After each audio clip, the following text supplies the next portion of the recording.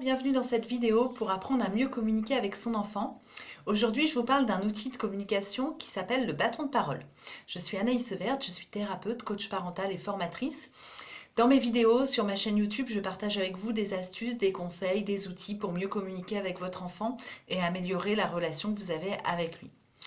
Abonnez-vous à ma chaîne YouTube, comme ça vous recevrez les prochaines vidéos, et à mon blog, blog-esper.com.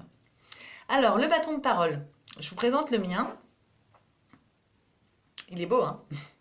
Donc, le bâton de parole, c'est un outil de communication qu'on utilise dans la méthode ESPER de Jacques Salomé. La méthode ESPER, c'est une pédagogie de la communication bienveillante, inventée par le psychosociologue Jacques Salomé, et qui se base sur une approche avec des moyens de communication ludiques, visuels, puisque il nous dit que souvent les mots ne sont pas suffisants pour communiquer, il faut quelque chose de plus. Donc voilà, le bâton de parole, mais c'est une tradition amérindienne au départ, le bâton de parole, on le retrouve dans beaucoup de cultures, dans beaucoup de traditions. Donc alors comment ça se passe? Le bâton de parole, on peut l'utiliser à partir du moment où on est plus de 1. Pour communiquer, il faut être 2, il y a un échange. Vous avez peut-être remarqué que quand on est à table, par exemple, ou dans une réunion, dans un groupe, c'est difficile parce que souvent les gens ne s'écoutent pas. Ils ne se laissent pas terminer leur phrase et ils s'interrompent sans cesse. L'un dit quelque chose et l'autre dit oui, moi aussi, moi c'est comme ça aussi, ou non, pas du tout, mais non, c'est pas comme ça, et on se coupe la parole sans cesse, si bien qu'il est tellement difficile de se dire, d'être entendu sans être interrompu. Alors voilà, l'idée du bâton de parole, c'est justement de permettre une meilleure communication, une vraie communication. Dans une vraie communication, il y en a un qui parle et les autres l'écoutent sans l'interrompre. C'est à ça que sert le bâton de parole. Donc le bâton de parole, c'est celui qui veut prendre la parole qui le prend, qui le garde, jusqu'à ce qu'il ait terminé de dire ce qu'il a à dire.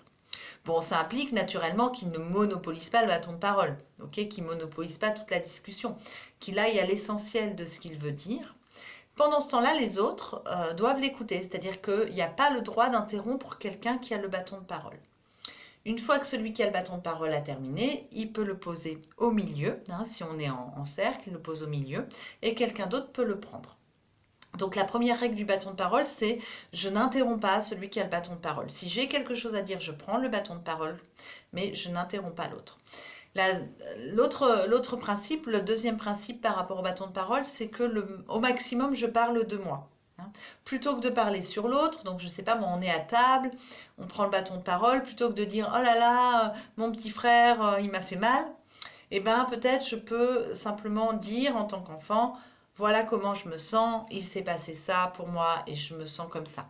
C'est-à-dire essayer de mettre la règle, parler de soi à l'autre en même temps que le bâton de parole, parce que c'est vraiment important. Le bâton de parole, on ne prend pas le bâton de parole pour dire quelque chose sur l'autre, on le parle pour parler de soi, on le prend pour parler de soi à l'autre. Ça, c'est un petit peu plus difficile, mais petit à petit, vous verrez, ça donne une dimension un peu plus sacrée et plus essentielle à notre parole, et c'est extrêmement important. Là, on parle de vrai partage, de vraie communication. Voilà, en gros c'est ça le bâton de parole. Et donc vous verrez que du coup les personnes à table s'interrompent moins. Il y a une meilleure écoute, un meilleur échange, et donc c'est possible de se proposer une petite séance de bâton de parole au repas par exemple.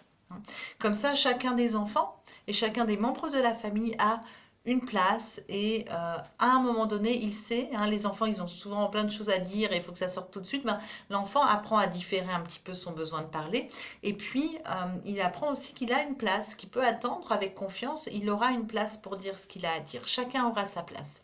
Voilà. Ce qui peut éviter aussi les jalousies, les rivalités entre frères et sœurs, ce principe du bâton de parole, puisque le principe c'est que chacun aura sa place, chacun a le droit de parler et les autres l'écouteront, c'est une garantie.